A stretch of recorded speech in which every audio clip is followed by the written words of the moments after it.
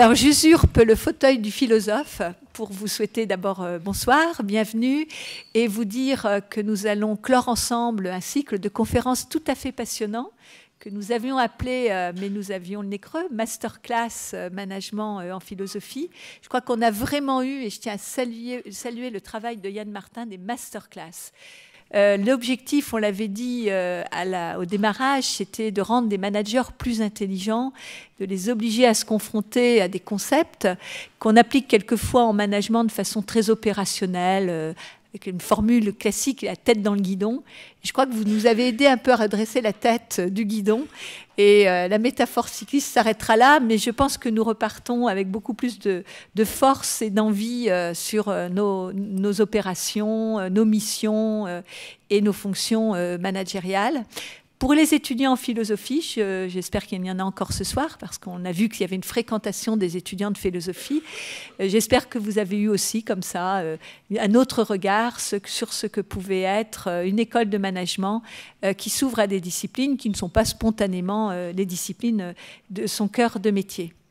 Voilà, donc je voulais vous informer que nous renouvellerons ce cycle de conférences.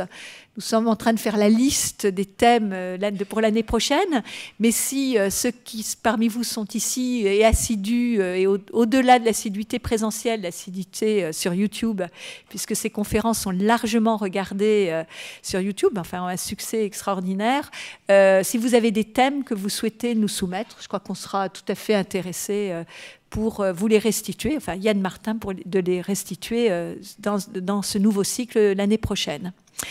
Voilà, je suis particulièrement heureuse de cette expérience, qui n'en est plus une. Et voilà, je voulais clore par ma présence, alors qu'il ne sera pas exemplaire, et je m'en excuse, puisque je serai obligée de partir au bout d'un quart d'heure à peu près pour rejoindre d'autres activités. On confond encore souvent l'important et l'urgent. Et ben, je me suis fait coincer ce soir, je suis coincée par l'urgence, et je n'ai pas su valoriser l'important qui aurait été de rester ici. Voilà, merci encore d'avoir été présent jusqu'au bout, et puis à bientôt pour de nouvelles aventures philosophiques.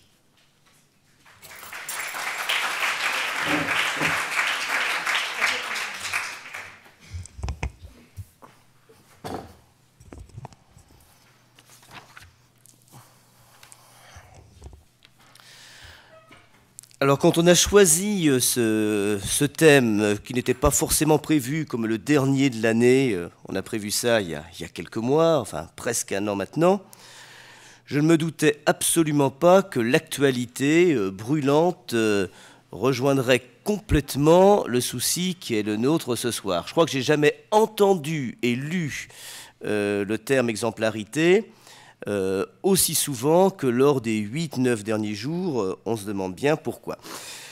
Alors, c'est donc une notion au cœur de l'actualité, du discours politique, du discours médiatique, depuis bien sûr une certaine affaire sur laquelle il est absolument inutile d'épiloguer. Et on voit bien que cette notion, l'exemplarité, fait signe vers une question morale absolument fondamentale, celle de la crédibilité, ou si vous préférez, celle de l'honnêteté.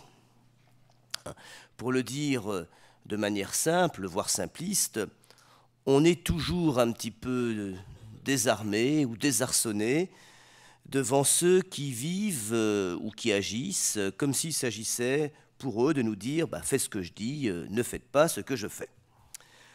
Bref, l'idée d'exemplarité semble renvoyer à l'idée d'une morale qui ne serait moins fondée sur la prescription normative que sur la contagion de l'attitude.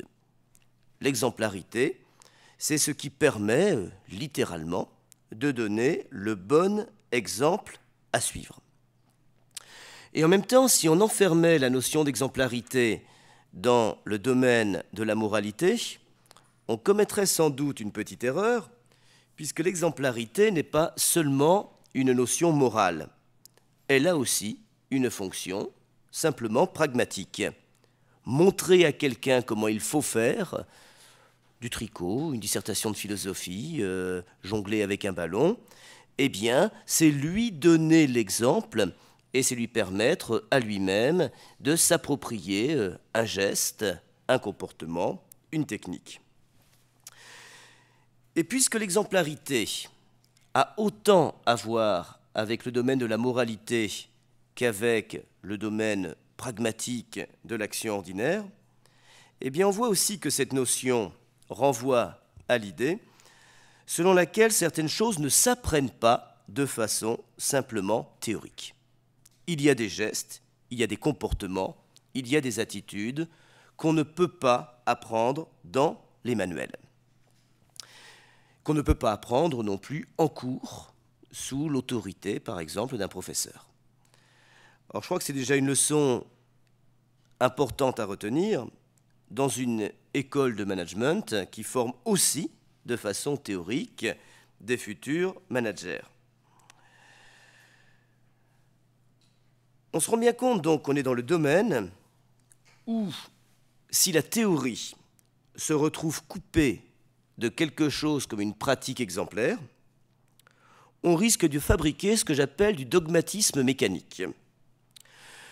Dogmatisme mécanique, pour le dire très simplement, c'est celui qu'on pourrait représenter par une formule toute simple. C'est comme ça qu'il faut faire, pas autrement, parce que c'est comme ça qu'on m'a appris à faire. Et puisqu'on m'a appris à faire comme ça, il n'y a pas de raison que je change mes gestes. Ce que j'essaie de vous dire là, c'est que là où une pratique exemplaire, ou là où nous ne sommes pas en situation d'être régulièrement confrontés à une pratique exemplaire, là où il ne reste que la parole théorétique nue et prescriptive, on fabrique du dogmatisme mécanique. Et s'interroger donc sur l'importance de l'exemplarité, c'est peut-être aussi se donner les moyens d'une souplesse comportementale capable de prendre acte qu'on n'est pas obligé de faire comme on a toujours fait et que confronté à des exemples nouveaux, on peut ouvrir aussi des voies possibles pour des comportements inédits. Arrêtons-nous quand même sur le terme lui-même, qui me semble, dans son usage courant, avoir deux significations majeures. La première est exemplaire, celui qu'on peut donner en exemple, c'est-à-dire celui qui constitue un modèle à imiter. Il y a un sens plus courant encore, mais qui semble pourtant dérivé par rapport à celui-ci. Être exemplaire, au sens courant donc, ce serait être irréprochable.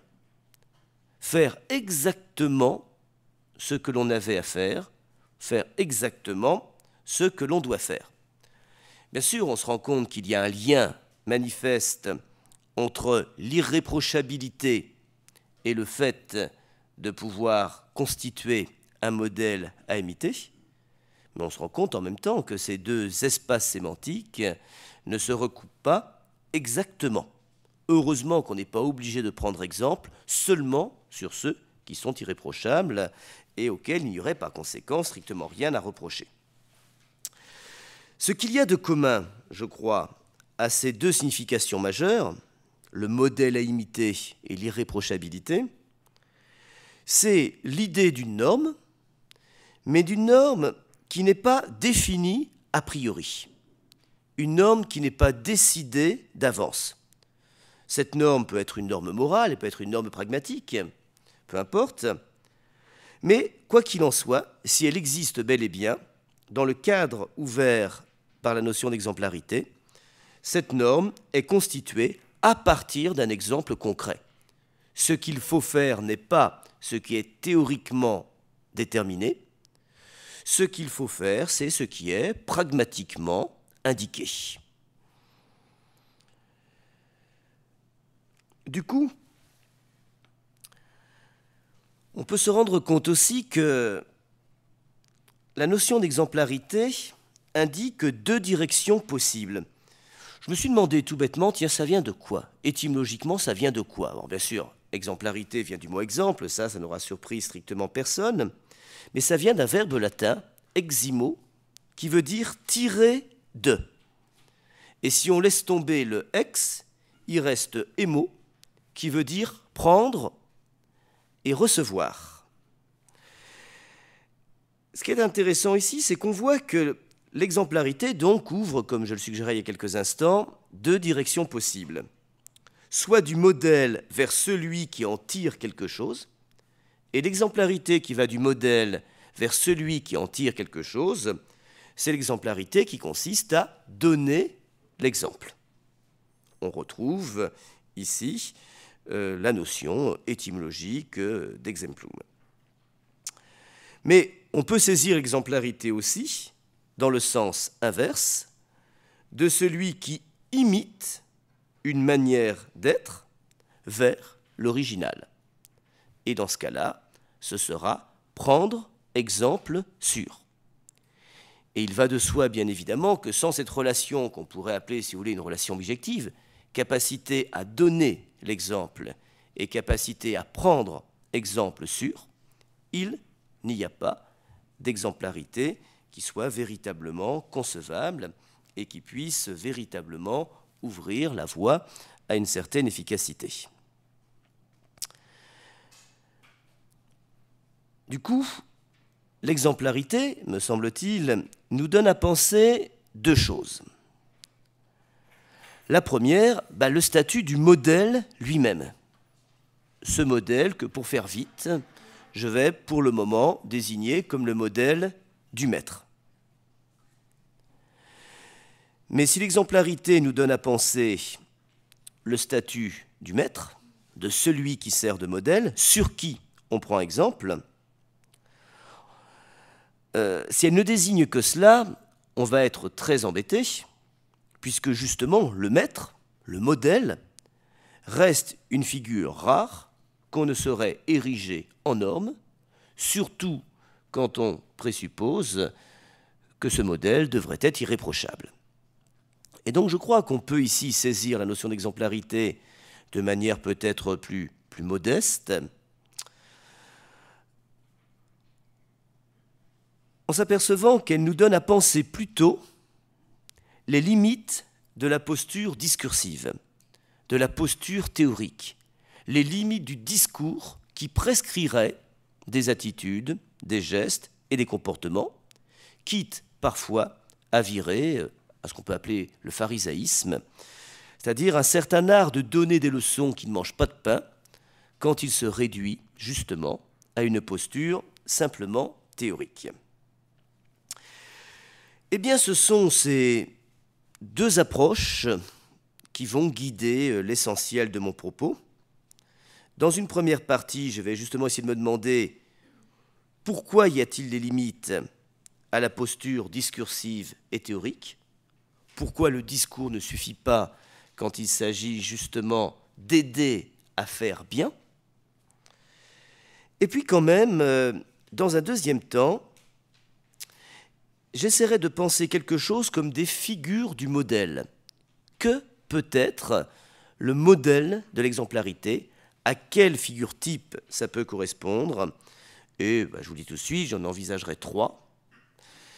La figure du héros, la figure du saint et la figure du maître. Première partie, donc, les limites d'une posture qui serait simplement théorique ou, si vous préférez, discursive. On peut bien évidemment commencer par un constat tout à fait élémentaire. On n'apprend pas à faire quelque chose dans les manuels. On n'apprend pas à forger ou à piloter un avion grâce à un discours théorique aussi exhaustif soit-il. Si l'un d'entre vous était capable de rédiger le plus parfait des manuels de pilotage ou le plus parfait des manuels de la ferronnerie d'art, il ne me suffirait pas de le lire, de le comprendre et de l'apprendre par cœur pour être assuré, du coup, d'être devenu forgeron ou pilote d'avion. Donc, au niveau pratique, de toute façon, cela va de soi, un discours théorique est en soi inadapté à l'apprentissage d'un faire. On pourrait se dire que c'est le propre de la pratique, justement, parce qu'il y a un écart entre la théorie et la pratique, parce que faire, ce n'est pas la même chose que théoriser. Mais ce n'est pas si simple que ça, parce que ce qui est valable au niveau pratique, devenir forgeron ou pilote d'avion, est tout aussi valable au niveau théorique. On n'apprend pas non plus à faire des mathématiques en suivant simplement un discours théorique. Sinon, on n'aurait pas besoin de professeurs, d'ailleurs, on aurait juste besoin de bons manuels. Ça veut dire que dans les deux cas, le cas pratique, devenir pilote d'avion ou forgeron, et le cas théorique, devenir mathématicien, par exemple, on a besoin au moins de trois choses. D'abord, on a besoin de voir faire. C'est une première chose essentielle. Voir piloter quelqu'un, c'est peut-être davantage apprendre à piloter que lire des manuels de pilotage. Voir travailler quelqu'un qui souffle, qui fabrique du verre, qui travaille le verre, c'est d'une certaine manière déjà commencer à comprendre ce qu'il fait. Et voir faire son professeur de mathématiques au tableau quand il s'attaque une équation et qu'il nous montre comment lui la résout, c'est bien évidemment apprendre déjà à résoudre une équation, un polynôme du second degré ou ce que vous voulez. Dans les deux cas, donc, on a besoin de voir faire. Dans les deux cas aussi, on a besoin d'entendre expliquer, ce qui est autre chose. Quelqu'un qui se contenterait devant moi de faire ne me donnerait pas les moyens d'aller jusqu'au bout d'un apprentissage. Ce n'est pas rien de regarder quelqu'un piloter, mais ça ne suffira pas pour que j'apprenne à piloter.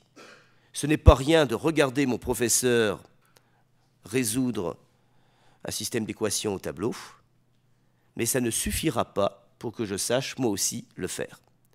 Nous avons besoin d'une deuxième chose, nous avons besoin de l'explication. Qu'est-ce qu'il fait? Pourquoi il le fait?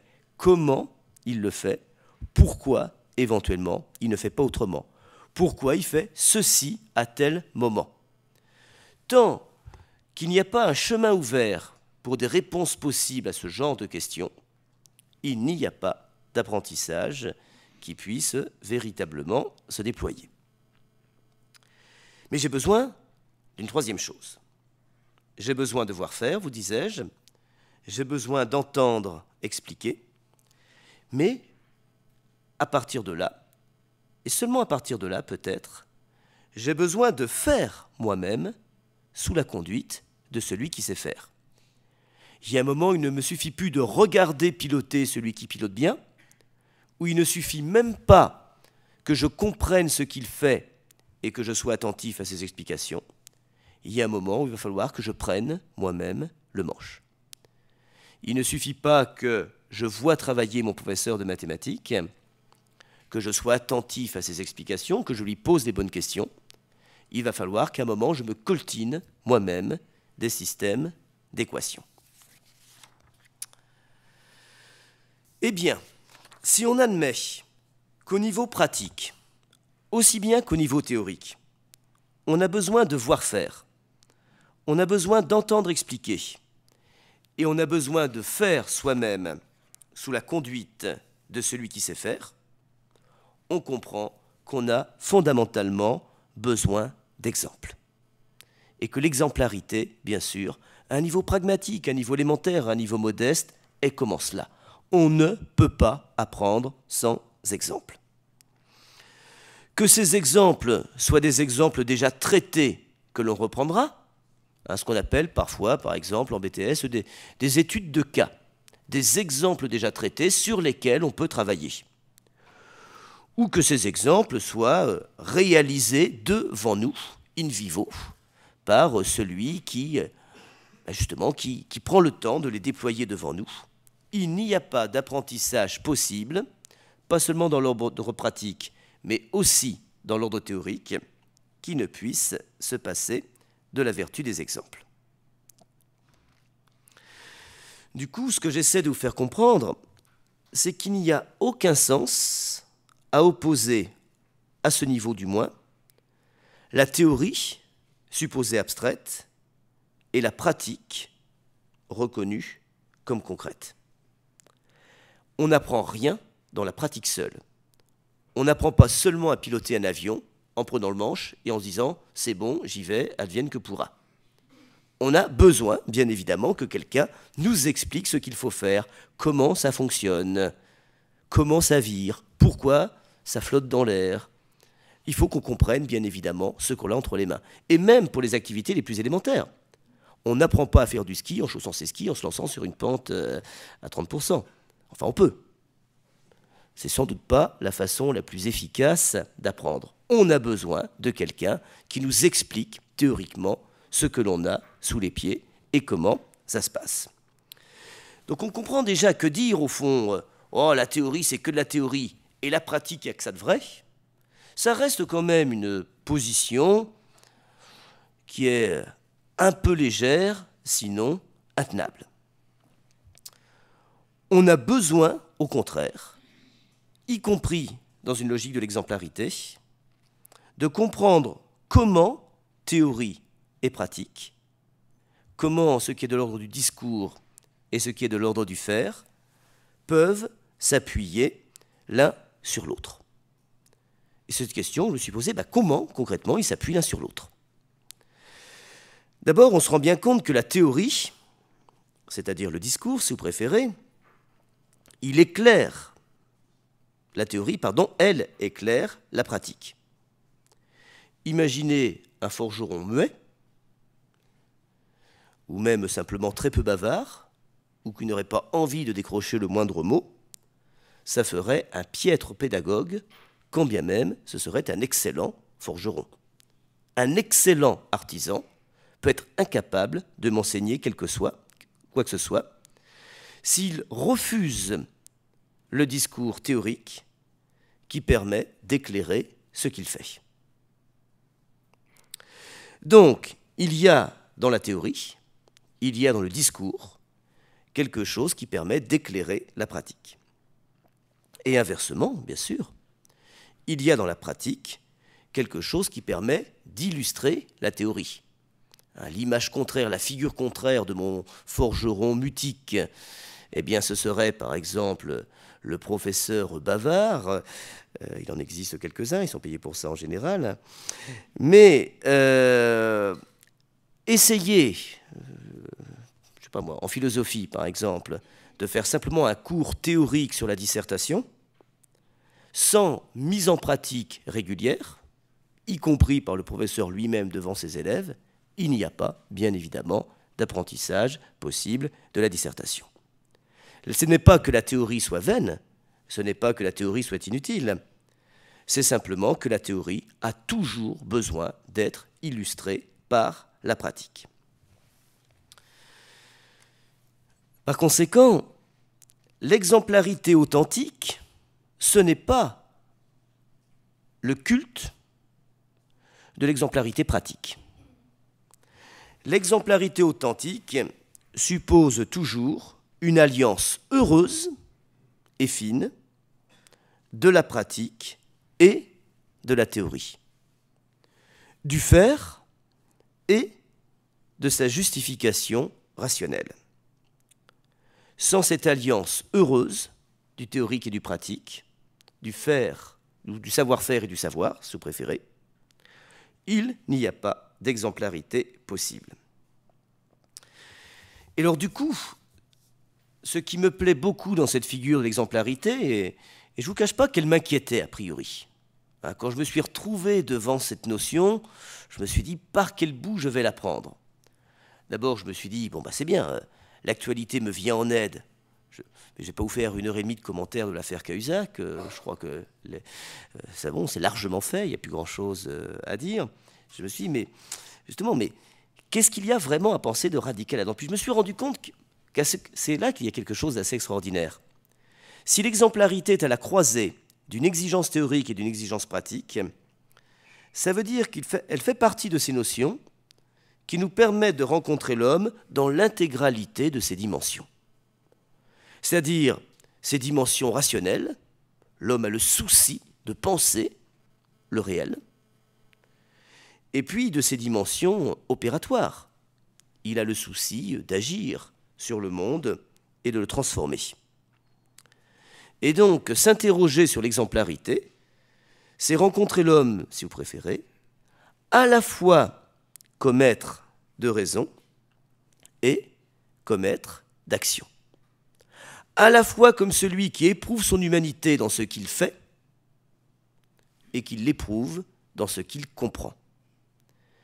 Et il est possible que nous ne nous sentions jamais aussi profondément humains que quand précisément, et il est possible que ce soit assez rare tout compte fait, mais quand nous sentons que ce que nous faisons se trouve mystérieusement ou miraculeusement accordé à ce que nous pensons. L'action n'est plus simplement domaine du réflexe, de l'habitude. La raison n'est plus simplement de l'ordre de la spéculation. Mon pouvoir de penser et mon pouvoir d'agir s'unissent pour m'aider à prendre conscience de ce qui fait la singularité de mon humanité dans son rapport à un monde qui n'est pas seulement à connaître, mais qui est aussi à transformer.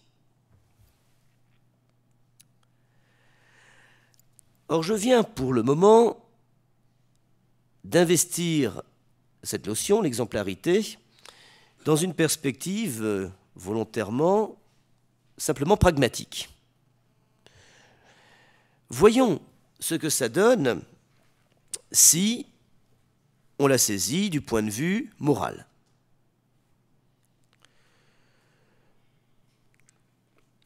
Là encore, il n'échappera sans doute à personne que le discours montre assez rapidement ses limites.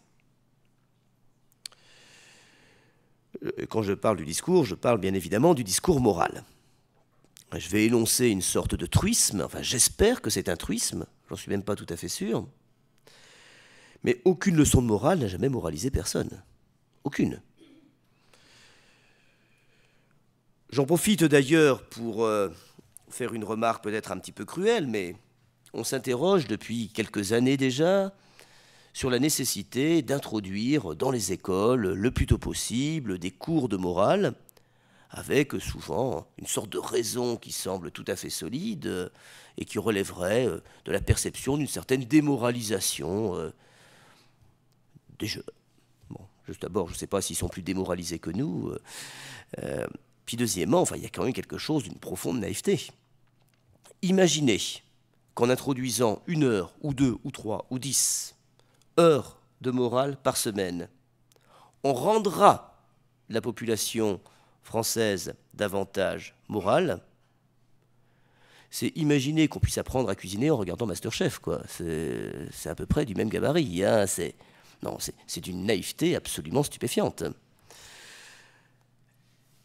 On n'apprend pas à bien agir, on n'apprend pas à prendre conscience de ce qu'il y a en nous de plus authentiquement humain, de plus profondément humain, de plus noblement humain, en écoutant quelqu'un qui, quand bien même serait-il animé par la meilleure conscience du monde, nous expliquerait ce qu'il faudrait faire. Et heureusement, d'ailleurs, heureusement que la morale n'est pas seulement une affaire de prescription théorique. Heureusement qu'on ne peut pas enseigner la morale à l'école. Et pour enfoncer le clou, je remarquerai simplement que celui qui se conduit mal n'est pas toujours celui à qui ces leçons ont manqué. Parmi les tortionnaires nazis du Troisième Reich, certains avaient bénéficié dans leur éducation de cours de morale extrêmement, extrêmement rigoureux, voire rigides. On ne badinait pas avec la morale dans les années 30 en Allemagne. Hein. Ça n'a immunisé personne contre les maux les pires et les plus terrifiants que l'on puisse imaginer, ou hélas, dont on aimait simplement se souvenir. Et puis à l'inverse, s'il est vrai que celui qui se conduit mal n'est pas toujours celui à qui ont manqué les leçons de morale, celui qui se conduit bien est rarement celui qui a bénéficié des meilleures leçons. On sait bien que des braves gens à qui on n'a pas imposé de longs cours de moralité ou de philosophie morale, qui ne connaissent rien à la philosophie morale de Platon, d'Aristote, d'Augustin, de Pascal, de Kant ou de qui vous voulez, sont pour nous pourtant des exemples de moralité. Et si on le sait, c'est parce qu'on sait bien que la morale s'enseigne d'abord par l'exemple. Là encore, quand je dis que la morale s'enseigne par l'exemple, il faut être vigilant à ne pas forcer l'interprétation.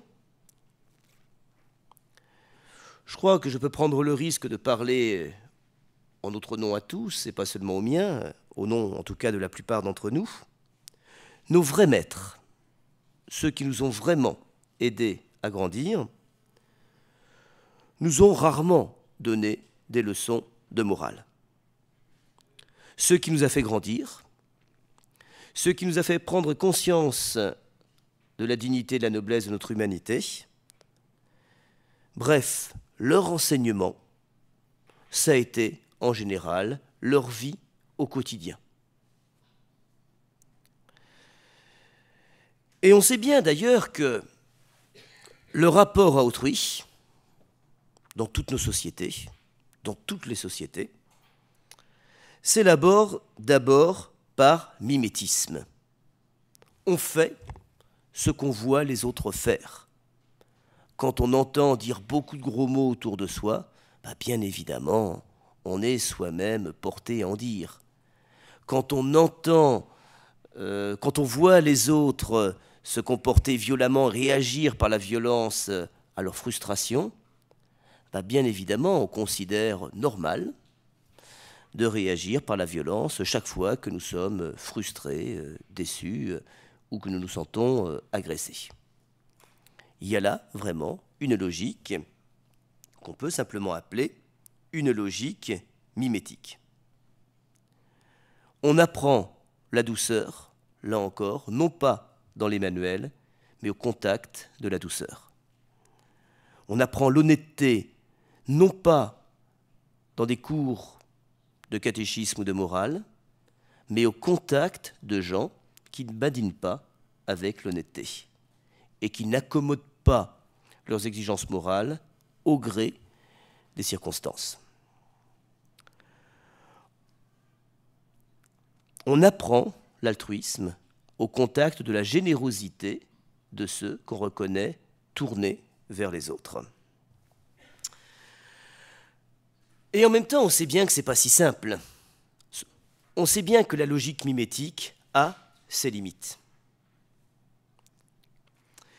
Et ces limites sont au moins de deux ordres. D'abord, le mimétisme peut rester superficiel et de façade. Mimer la gestuelle d'autrui, mimer ses comportements, faire un peu comme lui, ce n'est pas nécessairement intégrer en profondeur les ressorts ou les motifs profonds de ses actes. Pour le dire autrement, la force de l'habitude ne suffit pas à l'intériorisation des vertus. Je ne peux pas devenir honnête si j'ai vécu au milieu d'une bande de brigands, mais il ne me suffit pas de vivre au milieu de gens honnêtes pour le devenir. Parce que tant qu'on est simplement dans l'ordre de l'habitude, on n'est pas dans celui de l'appropriation réfléchie des raisons d'un acte ou d'un comportement. Bref, la seule imitation n'est pas encore une pratique authentique. Une pratique authentique, une pratique des vertus, par exemple, requiert le gouvernement de la raison. Il n'y a de pratique authentique, je le disais tout à l'heure, qu'éclairée par la raison. Et l'honnête homme n'est pas celui qui simplement jusque-là a eu l'habitude d'agir honnêtement, c'est celui qui a intériorisé rationnellement et moralement les raisons de bien agir. Sinon, la vertu risque de n'être que surface, effet de surface. Et on sait bien que quand la vertu n'est que de surface, dans des circonstances exceptionnelles, la même logique qui m'a rendu vertueux peut faire de moi un barbare. C'est, si vous voulez, la deuxième des limites du mimétisme que je voudrais évoquer. L'imitation fonctionne aussi bien quand elle est imitation du médiocre, voire du mal. Et si le ressort de mes actes, c'est l'imitation d'autrui, eh bien, environné de gens bien, j'agirai bien, environné de barbares, de brigands ou de voyous, la même logique comportementale me poussera à me conduire comme un brigand, comme un voyou ou comme un barbare. Vous savez, je parle souvent à mes élèves d'un exemple tout à fait saisissant, qui est relaté dans un livre d'un auteur américain qui s'appelle Christopher Browning, et c'est traduit en français sous le titre « Des hommes ordinaires ». Et c'est l'histoire d'un bataillon de réservistes de l'armée allemande, 500 hommes, recrutés parmi des hommes ordinaires, pas des prisonniers de droit commun, pas des bandits, pas des brigands, non, recrutés en 41, je crois, mais parmi le tout venant, des hommes ordinaires, des gens comme vous et moi. Voilà. Et leur mission va être de suivre la Wehrmacht, l'armée régulière allemande, dans sa marche vers le front russe, à quelques kilomètres derrière eux, quelques dizaines de kilomètres, et parce que l'armée allemande n'a pas le temps de s'arrêter sur les shtetls, les petits villages juifs d'Europe de l'Est que le régime nazi a décidé d'exterminer, de rayer de la carte. Et donc le rôle de ces hommes, c'est de suivre l'armée régulière allemande et d'exterminer les populations juives qu'ils rencontrent en marche vers l'Est. Femmes, enfants, bon, vous connaissez tout ça, c'est pas la peine d'en rajouter dans l'horreur. Mais ce qui est intéressant, on pourrait se dire, pour faire ça, il faut être un salaud. D'accord, il n'y a pas d'autre solution. On ne peut confier une mission de ce genre qu'à des barbares, qu'à des gens qui n'ont jamais eu l'exemple du bien et du respect de la dignité de tout homme. Et puis, l'enquête de Christopher Browning nous fait découvrir que c'est pas vrai. Ces gens-là sont des gens ordinaires, mais qui sont tellement enfermés dans une logique mimétique, je fais comme les autres, que mimétisme pour mimétisme, il n'est pas après tout très compliqué de changer l'action, de changer le type comportemental, il suffit pour cela de changer le modèle. Ce que j'essaie de vous faire comprendre, c'est vraiment les limites fortes de cette logique mimétique. On ne peut pas apprendre les ressorts de l'action morale sans modèle à imiter, mais aucun modèle à imiter ne suffit à me rendre moral s'il n'est pas en même temps porté par une conscience claire, réfléchie et rationnelle des motifs de mon action. Il ne suffit pas, pour être vertueux, de se comporter vertueusement. Il faut ramener son comportement à des règles rationnellement validées. Au passage, c'est pour moi la différence essentielle entre un comportement et une action. Un comportement est mécaniquement produit sur une logique et généralement une logique mimétique. Une action est action en tant qu'elle a pour ressort une volonté elle-même éclairée par la raison. Il faut, pour agir, savoir ce que l'on veut et non pas seulement faire ce que l'on a à faire. Or, j'ai pris un cas terrible, bien sûr, en évoquant comme ça les limites du mimétisme et en essayant de vous faire comprendre que l'imitation fonctionne aussi bien quand elle est imitation du médiocre ou du mal. J'ai pris un cas terrible, je dis, ouais, mais enfin là, vous exagérez quand même, on est dans des cas extrêmes. Bon, allez, on n'est pas tous des hommes ordinaires. Bon, si, peut-être, on n'est pas tous des barbares. Bon, admettons. Mais en même temps, cette logique mimétique, elle aboutit quand même à des choses assez étonnantes, hein, que j'ai déjà commentées peut-être devant vous, enfin, j'en suis plus tout à fait sûr. Mais je pense ici au trop courant, mais tout le monde fait comme ça. Quand on reproche à un enfant, un adolescent ou un adulte un comportement qui semble pas tout à fait à hauteur d'humanité, il y a vraiment une réponse standardisée, immédiatement prête à l'emploi, mais enfin papa par exemple, tout le monde fait comme ça. Hein. Alors c'est assez rigolo parce que c'est la victoire absolue du mimétisme. Si tout le monde fait comme ça, c'est que tout le monde prend exemple sur tout le monde. Et que si tout le monde est un petit peu truand, un peu lâche, un peu tricheur, ça me dédouane dans ma lâcheté ou dans mon art du truandage. Et au fond, on est exactement confronté à ce que j'appelais la logique du mimétisme.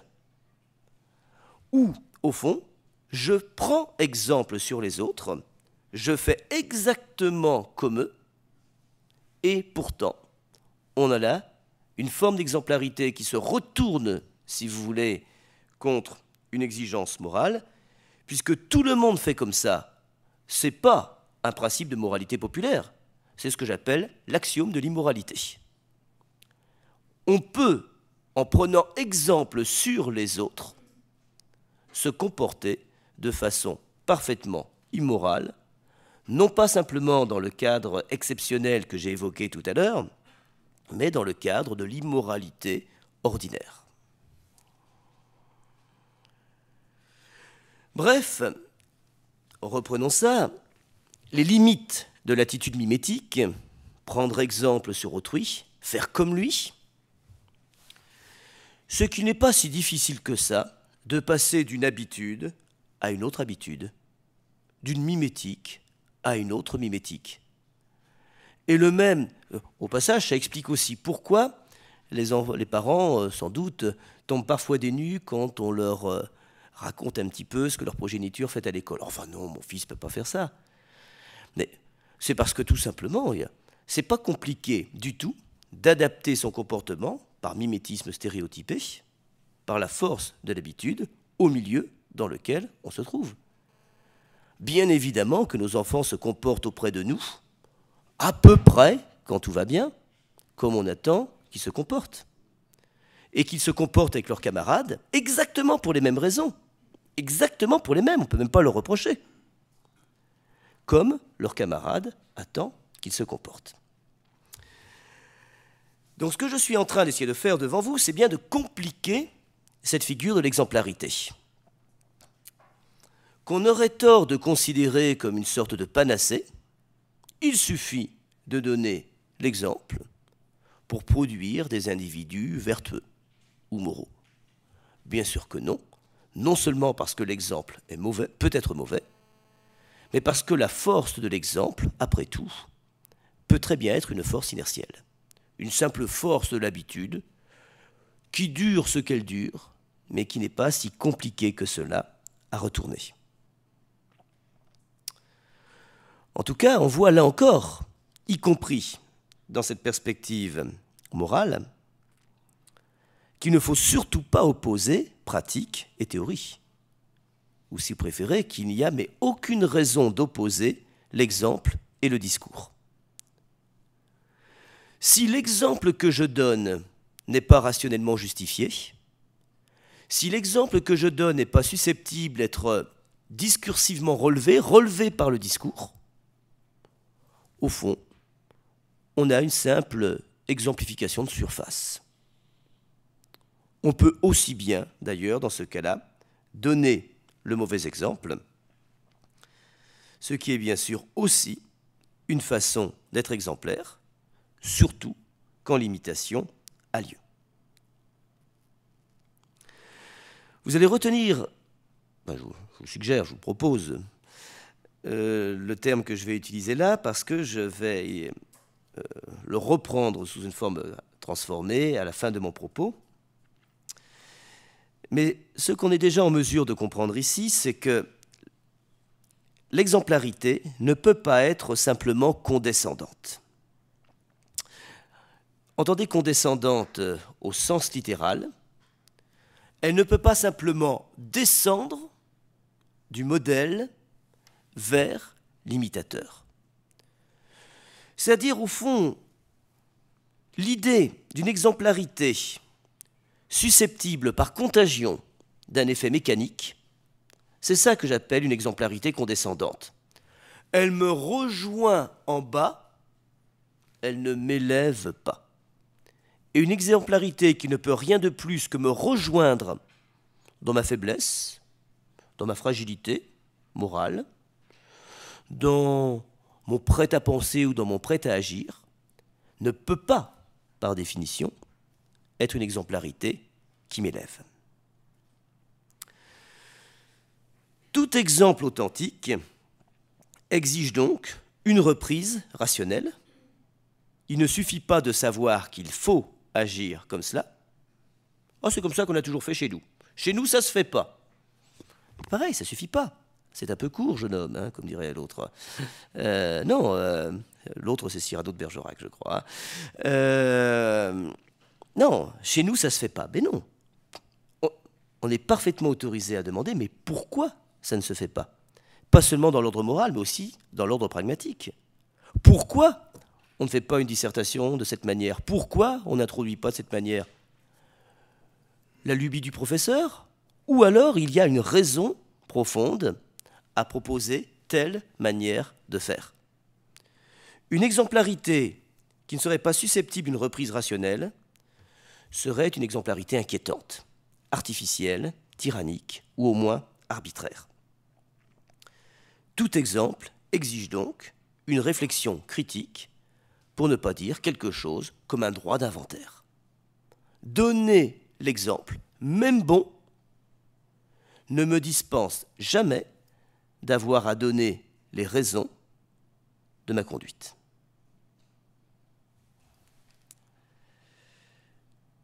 Alors voyons comment ça se passe concrètement.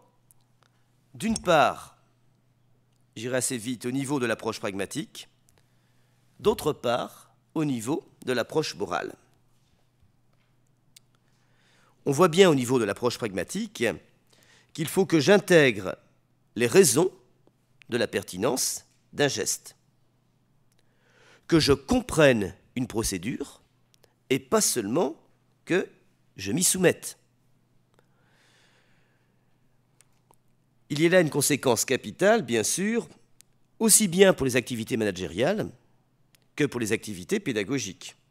Et d'ailleurs, au passage, bien sûr qu'il y a aussi une pédagogie du management. Et pédagogie élémentaire, admettre qu'il ne suffit pas que l'autre fasse ce qu'il doit faire, que celui qui est sous mes ordres fasse ce qu'il a à faire et qu'il ne suffit même pas qu'il le fasse correctement. Je ne peux véritablement lui faire confiance et il ne peut véritablement me faire confiance que si je peux raisonnablement penser qu'il comprend la procédure et qu'il n'est pas simplement capable de l'appliquer. Parce que le traiter comme quelqu'un qui n'a pas d'autre fonction que d'appliquer la procédure, faire ce qu'il a à faire, c'est le déposséder de ce qui fait l'essentiel de son humanité. Cette raison qui est fondée à exiger une compréhension de ce qui est accompli. Et ça veut dire que concrètement, même si je donne l'exemple de ce qu'il faut faire, je dois reconnaître à celui à qui je donne l'exemple, eh bien, quelque chose comme un droit de contestation. Pourquoi s'énerver devant un « mais oh ben moi je ferais pas ça comme ça » ou « nous avant vous c'est pas comme ça qu'on faisait ». Ah, c'est rageant à chaque fois, bien sûr. Alors, on a l'impression qu'il y a une sorte d'inertie des habitudes, on change de patron, des procédures nouvelles sont mises en place. Oh là là, nous avant on faisait pas comme ça marchait très bien aussi. Ou oh, je suis désolé, vous êtes peut-être un peu jeune, mais moi je ferais un peu autrement. Bien sûr que c'est agaçant. C'est agaçant en général d'ailleurs aussi pour notre petit orgueil, bien sûr. Mais après tout, c'est normal, et c'est même peut-être sain. C'est-à-dire qu'il y a dans la possibilité ouverte par la contestation, par ce qui résiste à l'exemplarité, la possibilité ouverte à une intégration rationnelle. Par exemple, si je conteste une procédure que l'on m'invite à mettre en place, c'est peut-être simplement parce que j'ai besoin de mieux la comprendre. Et si je la conteste parce que je ne la comprends pas, mais pourquoi m'humilier? Si je la conteste parce que je ne la comprends pas, en m'expliquant les raisons de cette procédure, on me permettra de la comprendre et de l'intégrer humainement. Tout le monde y aura gagné, le contestataire et le contesté. Il se peut aussi que la contestation ouvre la voie à une amélioration possible, en disant « moi, je ne ferai pas ça exactement comme vous », ou « je trouve que cette procédure n'est pas parfaitement efficace », il n'est pas exclu que j'ai un petit peu raison contre celui qui m'invite au respect rigoureux des procédures. Ce n'est pas absolument exclu. Et peut-être qu'après tout, j'ai à gagner aussi à l'écouter. C'est ça que j'appelle une reprise rationnelle de l'exemplarité. Non pas une assimilation passive, non pas la production mécanique d'un effet par contagion, mais la capacité à intégrer rationnellement la valeur de l'exemple, quitte à passer par le jeu de la contestation. Voyons ce que ça donne dans le cadre moral. Ben là, c'est un peu la même chose. Il faut que le comportement normatif, le comportement intégré, ce que Bourdieu appelle l'habitus, si vous voulez, pour être moral, il faut qu'il soit réfléchi. Il faut qu'il soit justifié. Il ne suffit pas de reconnaître que c'est bien. Il faut savoir pourquoi c'est bien et pourquoi c'est mal. Là encore, la question face à un « non, non, ça ne se fait pas ». Et la question « mais pourquoi ça ne se fait pas ?» elle est parfaitement pertinente. Elle n'est pas la preuve d'une résistance aux exigences de la moralité. Elle est la preuve d'un souci d'intégrer rationnellement les exigences de la moralité. L'enfant qui vous demande pourquoi il doit faire la bise à la vieille tante qui pique, bon, s'il le fait devant elle, c'est embêtant, bien évidemment. C'est plus embêtant qu'immoral, d'ailleurs. Hein, bon. Mais c'est pas idiot comme question. Mais au fond, pourquoi? Est-ce qu'on est juste dans un conformisme social? Dans une règle de politesse sans intérêt? Ou est-ce qu'au fond, la morale commence par ces petites règles de politesse élémentaires? Sans doute pas devant la vieille tante, mais enfin, il y a quelque chose à discuter avec lui, bien évidemment. Là encore, l'exemplarité ne suffit pas, et c'est là qu'on se rend compte qu'on est invité à invalider les pseudo-justifications du genre « on fait comme ça, chez nous », ou « ça ne se fait pas ». Un bien moral n'est vraiment un bien moral, c'est-à-dire un bien humain, qu'à condition d'être un bien justifiable. S'il est vrai, en tout cas, que l'homme est un vivant doué de logos. S'il est vrai que l'homme est un vivant doué de raison, et que c'est qu'en tant qu'il est doué de raison, qu'il est capable d'agir en comprenant ce qu'il fait. La conséquence, bien sûr, du point de vue de la notion qui nous intéresse, c'est-à-dire la notion d'exemplarité, c'est que l'exemplarité ne peut être ni aphatique, muette, mutique, ni donneuse de leçons. Ça, ce sont deux formes de l'exemplarité tout à fait exaspérantes. Je peux me taire, il suffit que je fasse, et par contagion mimétique, les autres feront comme moi. Je viens d'essayer de vous montrer que ça ne peut pas marcher. Mais l'autre, l'opposé, si vous voulez, de ce que j'appellerais alors l'exemplarité mutique, eh bien, ce serait l'exemplarité donneuse de leçons. je fais, puis je passe mon temps à expliquer pourquoi c'est vachement bien ce que je fais, et puis pourquoi il faut le faire. Parce que justement, il y a dans l'excès de leçons quelque chose qui, loin d'éveiller la raison de celui à qui on s'adresse, la met sous tutelle et l'empêche de se déployer.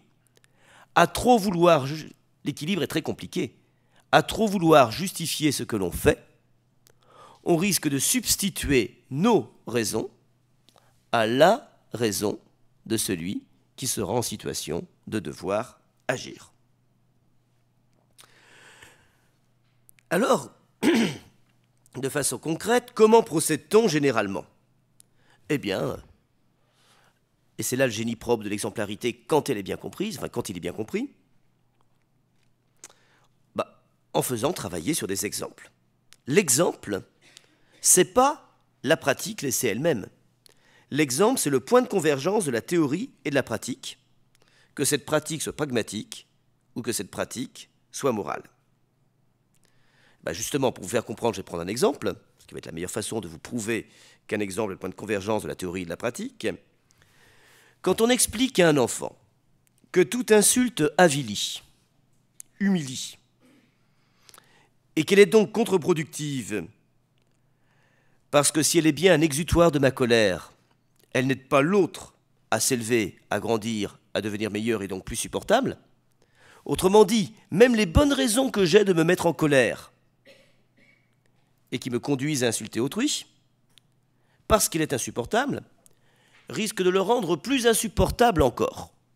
C'est une raison élémentaire, c'est une raison qui n'exige pas d'être passée par les arcanes de la philosophie kantienne pour nous faire comprendre ce que nous avons au moins intérêt à faire ou à ne pas faire. Mais c'est bien, après tout, une raison.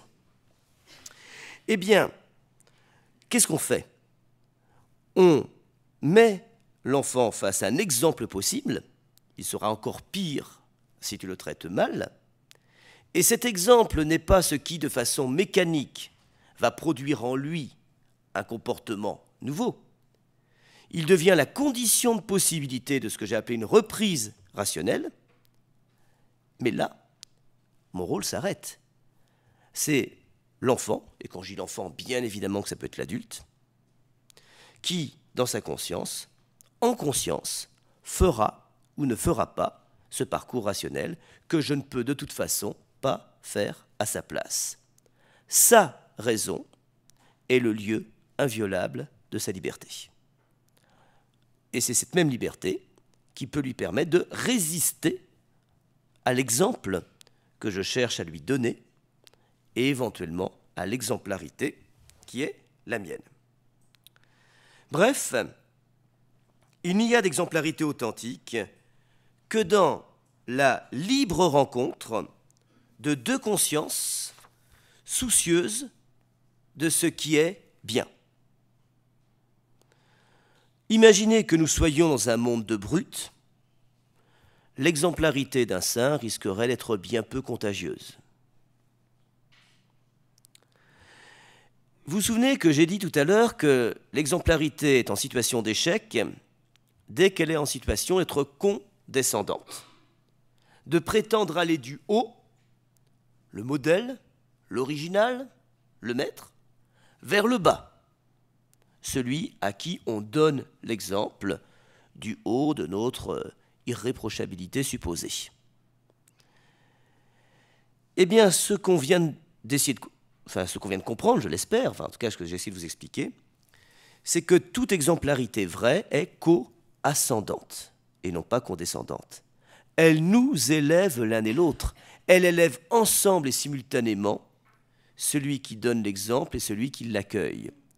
Celui qui justifie la valeur de ce qu'il fait et celui qui reconnaît rationnellement la valeur de cette justification. Une exemplarité qui ne serait pas co-ascendante serait, de toute façon, une exemplarité condescendante et, après tout, sans doute inefficiente.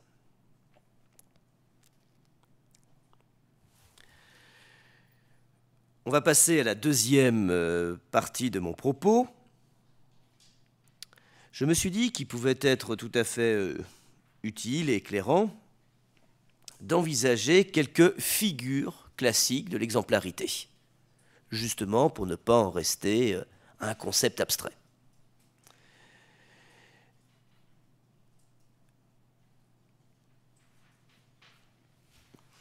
Et ces trois figures de l'exemplarité, je vous l'ai dit tout à l'heure, j'en aurai peut-être d'autres, et en discutant tout à l'heure, on en découvrira peut-être d'autres.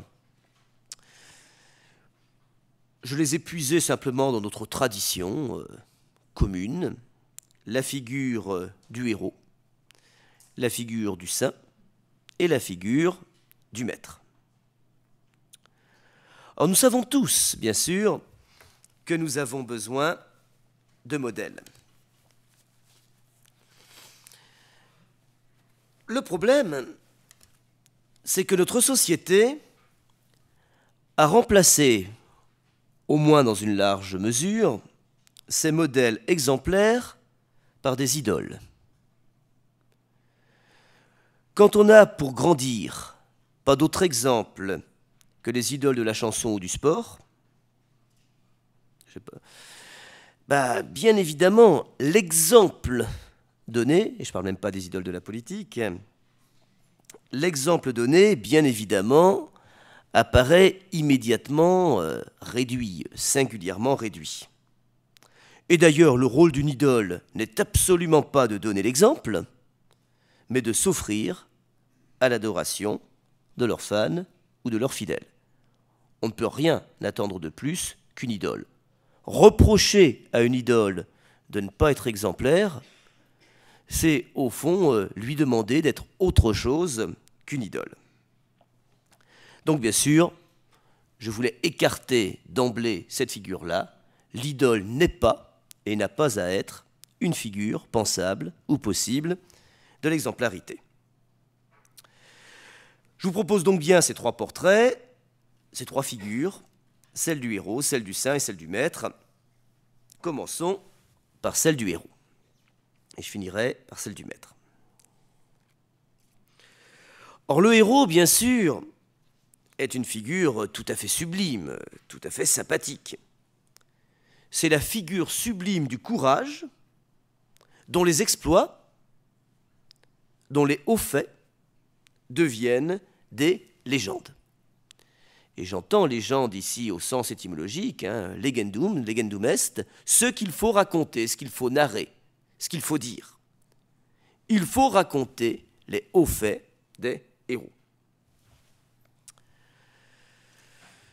Mais justement, puisque le héros est celui dont il faut narrer les hauts faits, puisqu'il a pour fonction de nourrir des légendes, ce qu'il faut dire et raconter, le problème du héros, c'est qu'il est vite débordé par sa renommée, qui devient plus grande que lui. Bayard, Vercingétorix, De Gaulle, ce sont sans doute des personnalités estimables, complexes, mais au fond, transformées en légendes, héroïsées, elles se trouvent réduites à la narration de leurs exploits.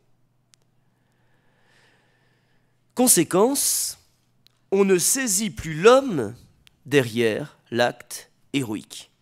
Le héros cache l'homme. La limite de cette réduction narrative du héros, c'est que bien évidemment, au fond, il n'est plus qu'un personnage de fiction. J'ai parlé de Bayard, de Vercingétorix, de De Gaulle, mais enfin, ce ne sont pas des personnages de fiction. En tant que figure héroïsée, intégrée dans un processus de légendarisation, enfin je ne suis pas sûr que le terme existe, et il est en tout cas très laid, bien évidemment qu'il y a ici quelque chose comme une réduction à la fiction. Le mythe, si vous préférez. Mais au fond, la logique de l'héroïsme, après tout, apparaît psychologiquement de manière très simple. Le héros ordinaire, le plus courant, si vous voulez, c'est de toute façon le personnage de fiction. Selon la culture des uns ou des autres, ce sera, je ne sais pas moi, Achille, dans la guerre de Troie, Lancelot, dans les Contes du Graal, Zorro, hein, pour ceux qui n'ont éventuellement que la télévision, pour chercher des héros. Et encore, je ne crois pas qu'on voit beaucoup Zorro à la télé en ce moment, je suis peut-être là déjà complètement périmé. Ces personnages de fiction, Achille, Lancelot, Zorro, sont des figures idéalisées qui contribuent à la formation d'un imaginaire héroïque, mais on le voit bien, sans former pour autant ni un savoir-faire pragmatique, ni une conscience morale.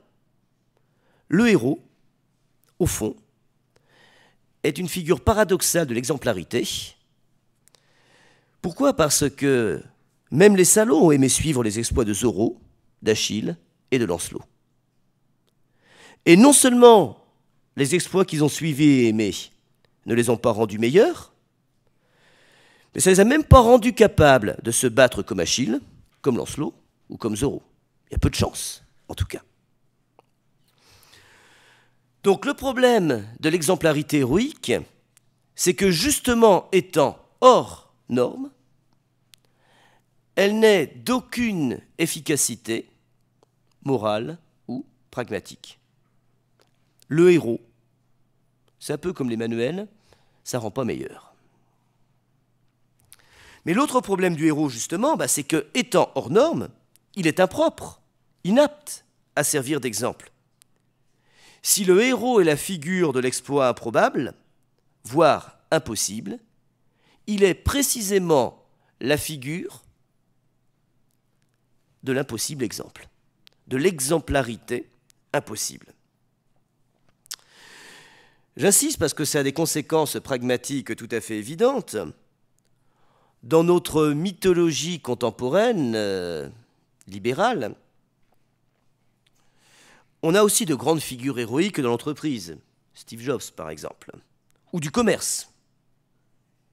Dans nos sociétés, ou dans les sociétés où on vend, il y a des commerciaux qui sont parfois considérés comme des héros. C'est incroyable ce qu'ils font. Mais, le commercial héroïque dont le chiffre d'affaires, justement, est exceptionnel. Voilà, tiens, un petit héros ordinaire.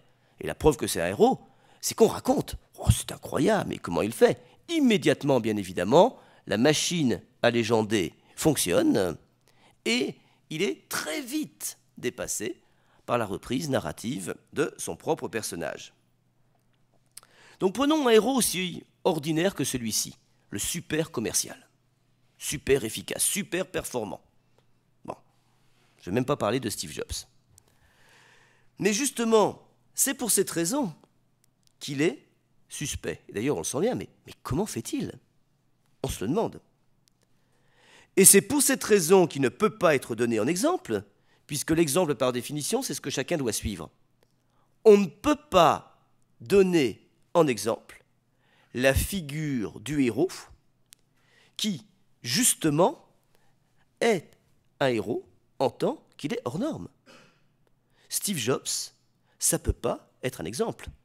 Mark Zuckerberg, c'est comme ça qu'il s'appelle, mais ça ne peut pas être un exemple. Et on se rend compte le piège dans lequel on tombe quand, par besoin d'exemples, on va aller chercher dans des héros qui, justement, en tant que ce sont des héros, sont absolument hors normes et ne correspondent pas à des modèles que l'individu normalement ambitieux, volontaire et travailleur puisse suivre de manière probante. Bref, la figure du héros, qui m'était apparue comme une figure possible de l'exemplarité, apparaît au moins comme une figure ambiguë. Alors passons à la deuxième, la figure du saint. Or, je mesure parfaitement ce qu'il y a d'étrange et peut-être d'incongru dans le fait de proposer ici une figure de l'exemplarité qui soit une figure religieuse dans un monde qui est largement sécularisé et donc dans un monde que n'excite plus guère l'idéal de la sainteté. Vous trouverez sans doute plus d'enfants qui ont envie de devenir Mark Zuckerberg que Saint François d'Assise. Bon, ça, d'accord, je n'en doute absolument pas. Mais en même temps, je crois que dès qu'on aborde cette figure de la sainteté, Ce qui nous empêche de l'aborder de manière satisfaisante, rationnelle si vous voulez, c'est qu'on est d'emblée confronté au risque d'une double réduction. D'abord, on y voit spontanément une figure un peu ringarde et pathétique. C'est ringard, hein, ça, quand même. Hein. Bon, faut voir comment ils sont habillés, déjà. Bon, on ne s'habille plus comme ça aujourd'hui. Bon. Ou alors, quand on n'y voit pas une figure un peu ringarde et pathétique, les figures de nos vitraux, voilà, par exemple, on y voit la figure d'une perfection inatteignable. Et dans ce cas-là, bien évidemment, l'affaire est réglée. Si cette perfection est inatteignable, si la sainteté, c'est cette perfection inatteignable, bon, là encore, on ne peut rien en faire de ces saints. Pourtant, il me semble que dans les deux cas, on se trompe. Et que cette double réduction, à la ringardise ou à la perfection inatteignable, est bien une double réduction. La figure du saint n'a jamais été présentée par la tradition chrétienne, en l'occurrence, ni comme une figure mièvre, ni, et j'insiste encore plus là-dessus, comme un exemple de perfection morale. Jamais et à aucun moment de l'histoire de la tradition chrétienne. Pour cette tradition, le saint reste un homme, et dire qu'il reste un homme, ça veut dire qu'il reste un pécheur. Pas moyen d'y couper. Du coup, en quoi peut consister son exemplarité? Parce il reste bien évident qu'il y a dans cette tradition chrétienne une économie de l'exemplarité du saint, donnée, malgré tout, en modèle. Ce qui est intéressant avec le saint, c'est que son exemplarité est dans une certaine façon de se déprendre de soi, de ne pas être rivé à ses seuls intérêts particuliers, de ne pas chercher d'abord sa gloire à lui, ou par exemple la fortune pour lui. On est aux antipodes du héros. Le héros travaille pour son compte, il travaille pour sa gloire, il travaille pour ses intérêts, même quand ses intérêts coïncident avec ceux du peuple. Zorro, il aime vachement aller faire des aides sur le ventre du sergent Garcia. Ça l'amuse manifestement. Puis Lancelot, il fait tout ça pour les beaux yeux de Guenièvre. C'est comme ça qu'il s'appelle, non? Bon. Eh bien, ça veut dire qu'avec le saint, on a une figure qui est vraiment tout à fait alternative à celle du héros. C'est ce que j'appelle la figure de l'exemplarité modeste, justement parce qu'elle ne prétend pas l'exemplarité. Le héros prétend à l'exemplarité. On se rend bien compte, eh bien, qu'une partie de son plaisir est là. Le héros se met en scène héroïquement. Il y a de la posture dans le héros. Et s'il ne prend pas la pose comme on veut, on le lui fait prendre dans la légende.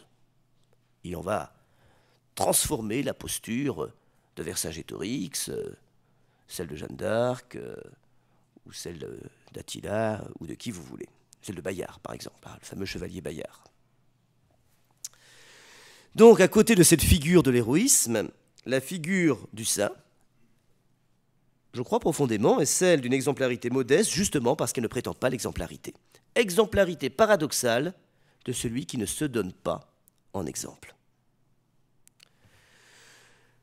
Contre ceux qui y voient, ou qui auraient envie d'y voir, une figure périmée, eh ben, j'affirmerais volontiers, de façon éventuellement provocante, que si nous n'avons guère besoin de héros, sinon pour rêver, ce qui après tout n'est déjà pas si mal, nous avons besoin de ça, et que même nous n'en aurons jamais trop. On sait, trop de héros, c'est inquiétant. Trop de super commerciaux dans une entreprise, ça n'aide pas forcément au fonctionnement global de cette même entreprise.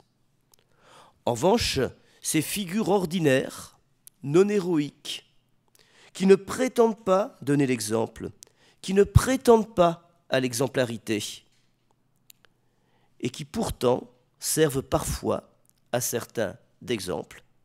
C'est ça que j'appelle la figure du saint, y compris sous sa forme profane, y compris sous sa forme laïcisée. Eh bien, ces figures, je crois que nous en avons profondément besoin. Et Dieu merci, je crois même qu'elles existent. Et plus nombreuses qu'on pense, et souvent tout près de nous. Troisième et dernière figure donc, que je vais évoquer comme figure de l'exemplarité, la figure du maître. Alors, là, il faut tout de suite écarter un risque d'équivoque. Le maître n'est pensable comme une figure de l'exemplarité qu'à condition de n'être pas une figure tutélaire. Ce que je veux dire par là, c'est que le maître, c'est surtout pas la même chose que le tuteur. Il faut bien distinguer les deux. Qu'est-ce que c'est que le tuteur? Il y en a une très bonne définition qui est donnée dans un texte de Kant qui s'appelle Réponse à la question « Qu'est-ce que les Lumières ?» un texte de 1784. Et Kant dépeint le tuteur avec beaucoup de sarcasme, avec une ironie assez féroce. Le tuteur, c'est celui qui me dit ce que je dois faire, ce que je dois penser et ce que je dois croire. Et qui, en me disant ce que je dois faire, penser ou croire, en fait, agit à ma place, même si c'est... Enfin, j'agis par procuration, mais au fond, c'est son acte qui est posé à travers le mien, qui pense à ma place, puisque je pense qu'il m'autorise à penser, et croit pour moi, puisque je crois les croyances qu'il pose comme légitimes. On n'a pas là une figure du maître, on a là ce que j'appelle encore une fois une figure tutélaire. C'est le tuteur. On n'en a pas besoin. Le tuteur, c'est l'exemple type, au mieux du donneur de leçons, au pire de cet orgueil un peu pénible de celui qui nous maintient précisément dans un rapport de condescendance. Il me dit de haut, à moi qui suis en bas, ce que je dois faire, penser, croire ou désirer. Non, le véritable maître est lui aussi au point de convergence de la pensée et de la vie. Il est celui auprès de qui j'apprends qu'il n'y a pas à opposer la pensée et la vie. Et qu'une vie humaine est aussi et intégralement une vie rationnelle, intellectuelle, spirituelle. Je crois que ça, c'est le coup de génie qui préside à l'acte de naissance de la philosophie antique. En tant qu'elle a été à la fois une manière de penser comment vivre, voilà l'une des deux grandes questions que l'on trouve à l'origine de la philosophie. Comment devons-nous vivre pour vivre humainement? C'est le problème que les Grecs appelaient la question du eusein, du bien vivre. Et je vous rassure, le bien vivre n'a rien à voir avec le confort et le bien-être. C'est pas je vis bien. Non, c'est pas ça. Le bien vivre, c'est bien évidemment les modalités d'un vivre pensé conformément à l'excellence de notre condition que les Grecs appelaient arete, c'est-à-dire vertu. Et cette question, on la trouve dès l'origine de la philosophie grecque. La philosophie, c'est l'intelligence de l'homme en tant qu'elle a le souci d'un bien vivre conforme à ce qui fait l'excellence de notre humanité. Mais en même temps, et solidairement, la philosophie s'est constituée aussi comme un art de bien penser. Et je dis solidairement, pas d'un côté ceux qui seraient plutôt du côté du bien vivre et de l'autre côté ceux qui seraient plutôt soucieux du bien penser. Non, le coup de génie de la pensée grecque, c'est précisément cette idée qu'il n'y a pas de bien vivre sans bien penser et qu'il n'y a pas de bien penser sans bien vivre. Il n'y a pas de pensée authentique qui ne se traduise dans une manière de vivre. Il n'y a pas de vie authentiquement humaine qui ne soit une vie pensée dans sa conformité à ce qui fait qu'un homme est un homme. Notre essence, si vous voulez. Et donc, si le sage est une figure possible de l'exemplarité, c'est parce que justement, ses actes et ses paroles se tiennent exactement à ce point de convergence de la pensée et de la vie. Je vais vous en proposer un exemple touchant. J'hésitais, tiens, quelle figure du sage, quelle figure du maître vais-je vous proposer? Et puis je ne suis pas allé chercher bien loin, j'aurais pu en trouver sans doute beaucoup. Je suis seulement allé en chercher une dans la tradition de la philosophie antique. Je ne suis pas allé chercher loin parce que c'est un livre que j'étais en train de lire, donc j'espère juste que je l'ai emmené avec moi, parce que sinon je vais avoir un petit souci. Je reviens dans un instant.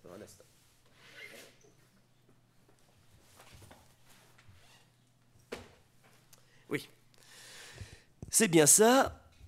Un petit livre que je vous recommande, je crois qu'il est assez peu lu alors qu'il est très agréable à lire, c'est Les Pensées pour moi-même de Marc Aurèle.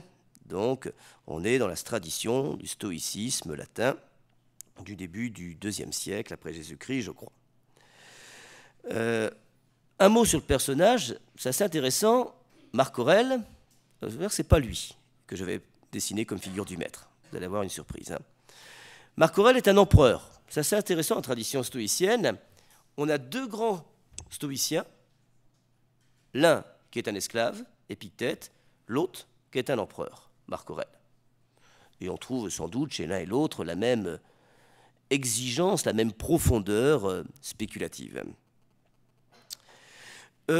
Penser pour moi-même, ça ne veut pas dire, là aussi je voudrais lever tout de suite une ambiguïté, que Marc Aurèle donne des leçons.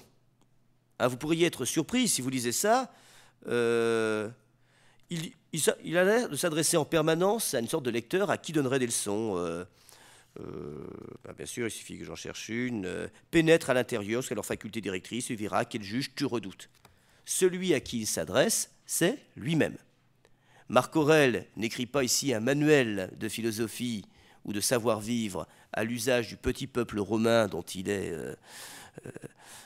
le maître souverain, si vous voulez. C'est bien un manuel écrit pour lui-même. Or, qu'est-ce qui m'intéresse dans ce manuel de Marc Aurèle, Pensée pour moi-même? Ce qui m'intéresse, c'est que dès le début du livre, le tout début de la première partie, le livre 1, Marc Aurèle dresse une liste des personnes qui ont été ses maîtres. Et cette liste, ce n'est pas une liste de grands philosophes. On aurait pu s'attendre à trouver là-dedans Zénon, Cléante, Épicure, Cicéron, Sénèque. Bon, pas du tout. Aucun d'eux n'apparaît. Ces personnes qu'il présente comme ayant été ses maîtres ne sont pas de grands philosophes, ce ne sont pas des intellectuels brillants, mais ce sont des proches, auprès de qui il a grandi, auprès de qui il a vécu, et qui lui ont donné justement l'exemple de certaines vertus. Très rapidement, je vous en propose quelques tout petits exemples, justement.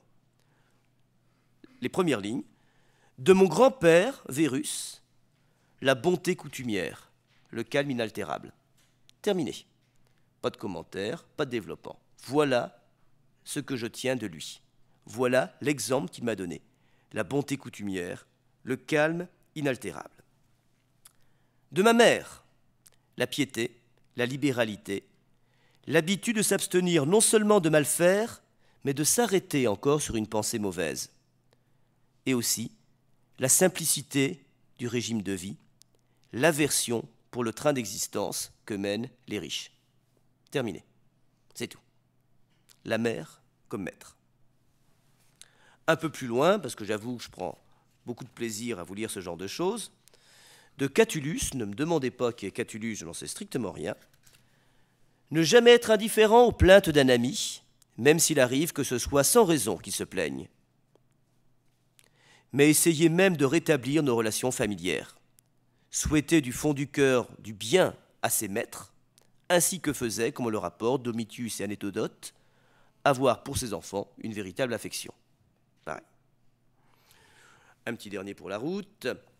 De mon frère, Sévérus, l'amour du beau, du vrai, du bien. Ce qui m'intéresse ici, c'est que la figure du maître, telle que nous la présente Marc Aurèle, ce n'est pas Marc Aurèle comme maître qui m'intéresse ici, c'est la figure du maître telle que la présente Marc Aurèle. Ce n'est pas du tout une figure de l'exception à rechercher loin de nous. Absolument pas. Ce que nous fait découvrir Marc Aurèle, c'est que c'est déjà sagesse que de reconnaître nos maîtres au plus proche. Pas besoin d'aller bien loin pour les chercher, ces maîtres qui nous ont donné l'exemple de certaines vertus à cultiver. Deuxième remarque importante, chacun des maîtres de Marc Aurèle a certaines vertus. Aucune ne les a toutes. Aucun. Aucun d'eux n'est parfait. Aucun d'eux n'est irréprochable. Aucun. Ce que nous enseigne donc Marc Aurèle, c'est que tous nos proches peuvent être nos maîtres, même quand parfois ils nous agacent, si nous savons les regarder en ce qu'ils ont d'exemplaire. Leur exemplarité n'est pas leur perfection. Leur exemplarité n'est pas leur irréprochabilité. Leur exemplarité, elle procède simplement de la capacité qui est la nôtre à reconnaître des vertus qui subsistent mieux en eux qu'en nous. Et ça, je vous mets au défi de trouver grand monde qui ne vous surpasse en aucun cas et en aucune vertu. Alors c'est intéressant pour penser ce que je pourrais appeler la communauté des hommes, qui n'est pas une troupe de moutons conduits par un maître tutélaire, mais une communauté d'individus fragiles, mais capables de se reconnaître les uns aux autres, de vraies grandeurs susceptibles de servir d'exemple. Et à partir de là, je voudrais, en conclusion, faire une sorte, allez, je vous propose un plaidoyer et une confidence. Un plaidoyer d'abord, eh bien justement un plaidoyer pour une exemplarité modeste. L'exemplarité du chef, bien sûr c'est important, mais elle ne doit pas être forcée, sous peine de tourner à la posture et donc à l'imposture. C'est très pénible ces chefs qui n'arrêtent pas de nous dire « Regardez-moi, regardez comment je fais, prenez exemple sur moi ». Ce n'est pas sagesse, c'est orgueil ou vanité. Le manager efficace, c'est donc pas celui qui se pose en modèle exemplaire de ce qu'il faut faire. Je crois que ce serait une erreur, à la fois psychologique et intellectuelle. C'est celui qui est capable d'éveiller en chacun la capacité à reconnaître l'exemplarité des autres, même si cette exemplarité, bien sûr, a quelque chose de limité. Approche beaucoup plus fine de l'exemplarité. Non pas « regardez-moi », mais sachez vous regarder les uns les autres pour voir ce que chacun de vous peut recevoir de chacun des autres.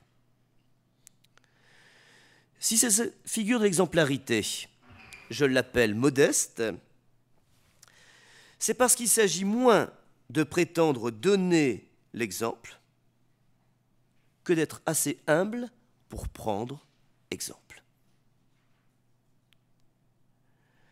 Cette exemplarité-là, bien sûr, n'a rien à voir avec quelque chose comme une irréprochabilité, je le redis. Donc, c'était le premier but de ma conclusion, plaider pour une exemplarité modeste, sans posture et sans fausse posture. Et puis, une confidence, à la fois pour clore cette conférence et puis le cycle, puisque Isabelle Barre nous a rappelé tout à l'heure que c'est la dernière pour cette année. J'ai eu la chance, je crois, d'avoir de nombreux maîtres dans le sens que j'ai évoqué là, et pourtant je n'ai jamais été le disciple de personne. Et si je n'ai jamais été le disciple de personne, c'est parce que justement ces maîtres, et j'en reconnais de nombreux, des professeurs, des amis, des parents, n'étaient ni parfaits ou ne sont ni parfaits ni irréprochables. C'est-à-dire qu'aucun d'eux n'a jamais été en tout point exemplaire. C'est ce que je veux dire, que je n'ai jamais été le disciple d'aucun d'eux, alors même que je reconnais qu'ils ont été, ou qu'ils sont, mes maîtres. Mais ils m'ont tous enseigné, et le plus souvent sans le savoir, quelque chose qui m'aide à grandir. Je l'espère en tout cas. Je vous l'ai dit, des professeurs qui m'ont aidé à mieux comprendre ou à mieux enseigner. Des amis qui m'ont enseigné certaines vertus simples et élémentaires sans même s'en rendre compte. Des parents, bien sûr, au plus proche de la vie familiale. Eh bien, je voudrais juste alors terminer par un vœu. Je souhaite à chacun de vous, non pas de trouver des maîtres, mais simplement de savoir les reconnaître, d'apprendre à les reconnaître, parce qu'ils sont là autour de vous, parce qu'ils sont là auprès de vous, parce qu'ils sont là tout près de vous. Et je vous remercie de votre attention.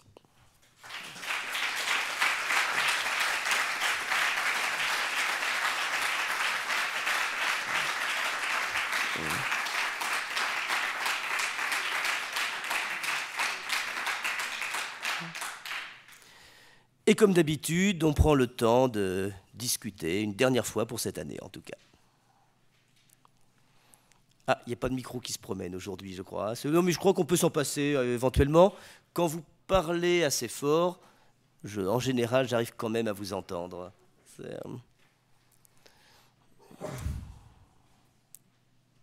Oui, je vous en prie.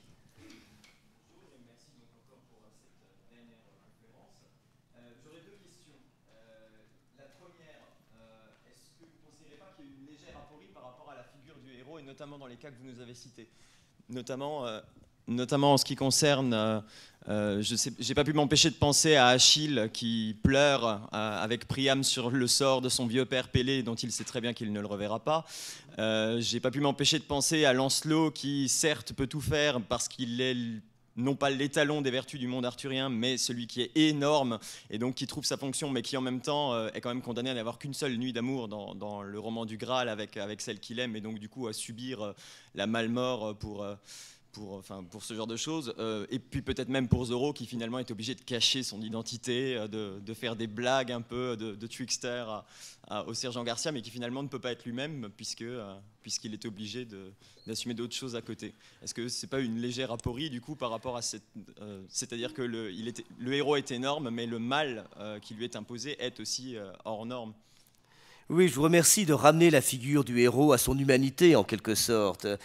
Et l'aporie que vous évoquez, bien évidemment, elle existe. Et je crois qu'on peut même encore la creuser en disant que le drame du héros, mais c'est justement que son héroïsme ne lui appartient pas. Il est dépossédé en quelque sorte de son héroïsme, justement par ce que j'appelais la reprise narrative de ses hauts faits et de ses exploits. C'est-à-dire que le héros n'est pas une figure réelle qui serait capable d'exploits, c'est la figure humaine d'un exploit dépossédé de son auteur pour devenir légende. Et c'est ce qui fait que l'exemplarité héroïque a quelque chose d'aporétique, pour reprendre votre terme, c'est que on ne peut pas bien évidemment donner en exemple un haut fait qui est en quelque sorte déconnecté de ses conditions authentiques d'effectuation, pour peu que le héros ait été un héros historique, ou même dans la trame narrative, vous insistez bien évidemment sur le malheur résiduel auquel se retrouvent confrontés Lancelot, Zorro ou Achille. Et pourtant, c'est vrai, ce qui reste, au fond, c'est justement une figure qui a quelque chose de tragique. Et la figure du héros tourne très vite à une figure tragique, dont la dimension d'exemplarité, du coup, sert davantage à nourrir un imaginaire dont on a besoin, qu'on a besoin de nourrir et d'alimenter, mais qui, me semble-t-il en tout cas, n'est pas productive ni du point de vue moral ou éthique, ni du point de vue pragmatique. Je n'apprends pas à me battre à l'épée contre les méchants et identifier d'ailleurs les méchants en regardant Zorro. Sinon, bien sûr, hein, pour l'aporie que vous signalez, je suis complètement d'accord et je vous remercie d'avoir compliqué et humanisé cette figure du héros. Oui, et du coup, ma seconde question, justement, les figures que vous nous présentez donc, dans le type du héros, le type du saint et le type du maître, j'ai pas pu m'empêcher de penser à Dumézil et à l'idéologie trifonctionnelle pour l'occasion. Et du coup, la véritable question, c'est, enfin, à mon sens, dans notre civilisation, nous qui sortons de l'idéologie trifonctionnelle et de ce genre de choses, est-ce que du coup, ça complique pas énormément la notion d'exemplarité au sens de l'individu, puisqu'en fait, il faut que tout un chacun soit à la fois un héros, à la fois tende à être un saint et à la fois tende à être un maître, alors que justement, on pense bien que ces choses s'opposent d'une certaine manière. Alors, s'il y avait dans nos sociétés quelque chose qui incitait chacun d'entre nous à être à la fois un héros, un saint et un maître, à la limite, ce serait peut-être, d'un certain point de vue, une assez bonne nouvelle. Ce serait une nouvelle terrifiante dans le sens où, bien évidemment, ce serait une injonction impossible et qu'on serait condamné dans ce cas-là au désespoir, faute de pouvoir s'élever à hauteur de ce qui serait attendu. Mais ce serait au moins le signe d'une attente qui pourrait d'une certaine manière se reprendre rationnellement pour apprendre à se corriger, pour apprendre la patience, pour apprendre la modération. Il me semble qu'on n'est même plus dans un cadre où, au fond, comme vous dites, la séparation des fonctions n'a plus lieu et on est sommé d'être tout à la fois, sous ce point de vue-là. Mais il me semble que dans un cadre où, justement, faute de pouvoir être tout à la fois, on nous propose plutôt la grande figure du renoncement. Et en lieu et place des saints en qui on ne croit plus, des héros que l'on n'attend plus, et des maîtres qu'on est devenu incapable de reconnaître, on se retrouve confronté à une figure simple, prête à l'emploi, immédiatement consommable, la figure de l'idole. Et c'est ce qui me fait penser que justement l'idole s'est construite sur les ruines de l'héroïsme, de la sainteté et de la sagesse. L'obsolescence de l'homme ? Pardon ? C'est l'obsolescence de l'homme, du coup. Oui, alors, oui. Et dans ce cas-là, bien évidemment, face à l'idole, alors c'est assez étonnant, être un homme et seulement un homme, c'est être moins qu'un homme. Et je vous renvoie d'ailleurs à un certain nombre d'idéologies qui seraient pas si inquiétantes que ça s'il n'était que des idéologies, mais qui sont en train de se constituer en programme technique de l'autre côté de l'Atlantique, l'idéologie du transhumanisme, fabrication d'un homme libéré des limites de l'homme, éventuellement avec l'appoint de nanotechnologie, etc. C'est-à-dire, au fond, d'une humanité qui serait invincible parce qu'elle aurait la machine pour modèle et non plus la faiblesse et la fragilité de notre condition. Et alors c'est vrai que l'obsolescence programmée de notre humanité, ça fait assez froid dans le dos, mais c'est pour tout de suite. Hein. Merci.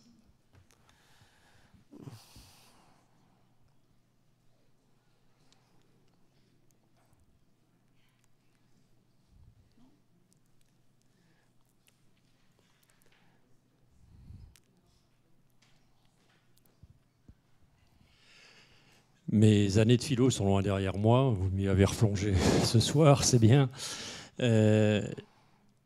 L'exemplarité pour soi-même, certainement, mais certainement beaucoup plus pour les autres.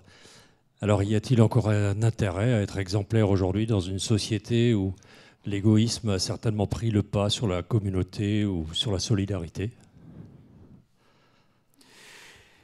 Oui, je ne sais pas comment répondre aux questions, je comprends bien. Hein, je ne désespère pas non plus, mais effectivement, je crois que ce que vous évoquez là rejoint en tout cas une situation sociale que nous pouvons reconnaître sans doute en partie comme la nôtre.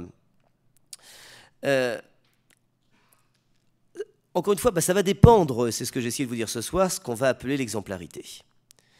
Si par exemplarité on entend la prétention à se poser comme modèle et comme norme, alors après tout, la faillite de l'exemplarité n'est pas forcément une mauvaise nouvelle. Je viens de dire qu'on n'a pas besoin d'idoles, que je ne suis pas sûr qu'on ait besoin de très nombreux héros, même si je crois qu'on en a besoin. Vous dites que l'exemplarité pour autrui, sa limite quand même, c'est justement la prétention même à l'exemplarité. Et il y a une manière, si vous voulez, de se croire altruiste qui est une façon à peine subtile d'être égoïste. Je vais donner l'exemple pour le bien des autres, je vais donner l'exemple pour le bien de la société, je vais donner l'exemple pour que chacun sache exactement ce qu'il doit faire et comment il doit le faire. Et en m'érigeant moi-même en valeur exemplaire, je fabrique ma propre petite statue, ma propre petite image, aidola en grec, ma propre petite idole. Et je crois que cette exemplarité-là, c'est ce que j'ai essayé de vous dire, eh bien, on doit veiller, au fond, à accepter, comment dire, de l'enterrer, de la laisser de côté. Et donc, du coup, dans cette société que vous dépeignez comme rivée à ses intérêts égoïstes, et sans doute non sans raison, eh bien, je crois que justement, on a besoin d'une exemplarité paradoxale, l'exemplarité de ceux qui ne prétendent pas l'exemplarité. L'exemplarité de ceux qui ne prétendent pas que tout le monde devrait être comme eux, l'exemplarité de ceux qui ne prétendent pas être des normes, ni dans l'ordre moral, ni dans l'ordre pragmatique. C'est ce que j'ai appelé justement l'exemplarité modeste de ceux qui seraient les premiers surpris si vous leur disiez qu'ils ont été vos maîtres. Et là, en revanche, je ne désespère pas. Parce que dans ce monde que vous dépeignez comme égoïste et rivé à ses intérêts, je me réjouis de constater que ces figures de l'exemplarité modeste, il en reste, on en trouve, et on n'est pas condamné à pleurer sur leur sort. Et c'est peut-être là qu'il y a en fait, une voie possible pour renoncer à la tentation de l'idolâtrie.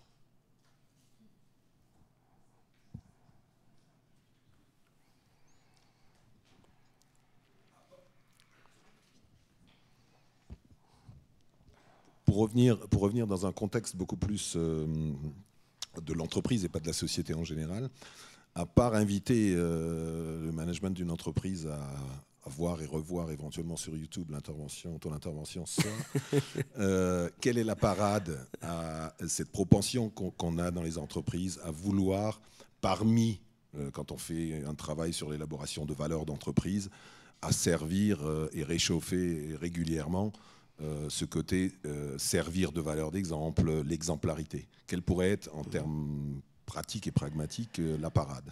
Je crois déjà, pratiquement, faire attention à l'inflation de ce discours de l'exemplarité. C'est parce qu'on le voit bien actuellement, bon, société globale, l'affaire Cahuzac, on n'a jamais entendu parler d'exemplarité.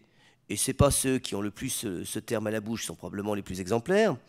Et cette inflation du discours d'exemplarité, c'est vrai, je crois la reconnaître aussi dans le monde de l'entreprise, du management, etc. Et ça part sans doute de bonnes intentions. On veut être exemplaire, on veut que les autres soient exemplaires, on veut nommer à des postes de responsabilité des gens exemplaires, et on veut qu'ils donnent l'exemple. Mais le problème alors, c'est qu'on leur confie une mission à la fois impossible et dangereuse. Impossible parce que ce ne sont pas des héros, et que c'est peut-être les aider que les amener à en prendre conscience et à l'accepter, que je ne suis pas transformé en surhomme parce que d'un seul coup j'ai des responsabilités beaucoup plus importantes, ça ne change pas ma nature. Et puis dangereuse parce que si je me mets à y croire, je deviens le contraire de ce dont on a besoin.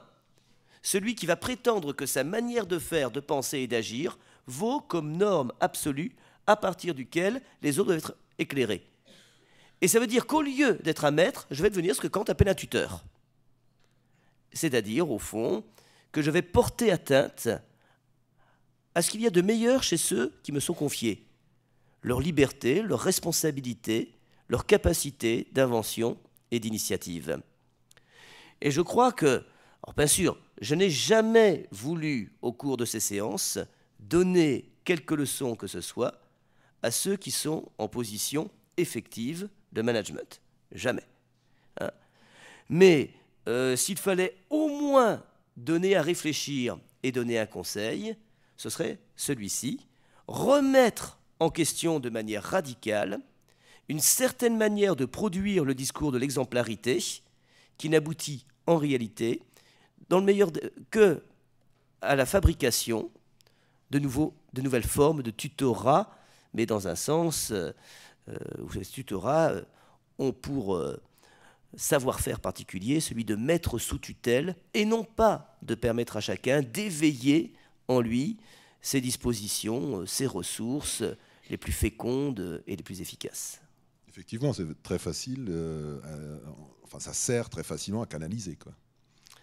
C'est-à-dire à canaliser à un moment donné la façon de voir les choses, la façon de faire les choses, cette mise sous tutelle qui est abétissante. Hein, c'est bien plus facile de faire obéir tout le monde comme un seul homme que de susciter des capacités d'initiative, d'innovation, des formes de liberté qui peuvent toujours nous inquiéter quand elles ne sont pas produites exactement selon les formats que l'on a fini par considérer comme incontournables et normatifs. Et pourtant, je crois qu'il y a pas mal d'expériences de ce genre. Je ne sais pas si vous avez lu ce petit livre publié il y a 2-3 ans qui s'appelle « L'entreprise autrement » de quelqu'un qui s'appelle Sarfati, qui est un Suisse qui a développé une grosse entreprise pendant 30 ans dont le chiffre d'affaires a doublé tous les 5 ans et qui a vendu son entreprise avant de prendre sa retraite avec une plus-value absolument extraordinaire et qui raconte l'histoire de cette entreprise dans laquelle il n'a jamais voulu imposer la moindre norme régulatrice en matière de management. C'est-à-dire, au fond, vous lisez ça vous-même, parce que moi, je serais incapable d'expliquer précisément, mais au fond, il a parié sur le fait que personne n'est une sorte de référence absolue pour personne et que chacun va pouvoir inventer son poste dans un contexte de transparence, c'est-à-dire où chacun sait exactement à tout moment où en est l'entreprise, ce qu'elle fait.